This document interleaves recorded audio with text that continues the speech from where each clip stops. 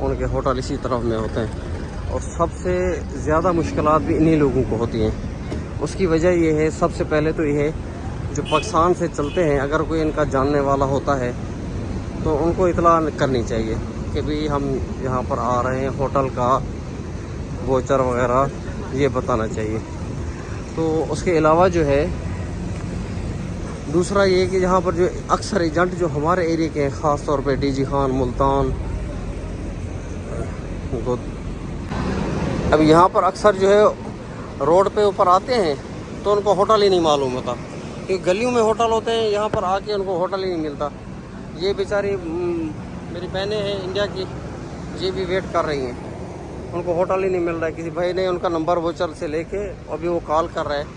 तो ये मसले मसाइल हैं यहाँ पर। अभी ये देखें, ये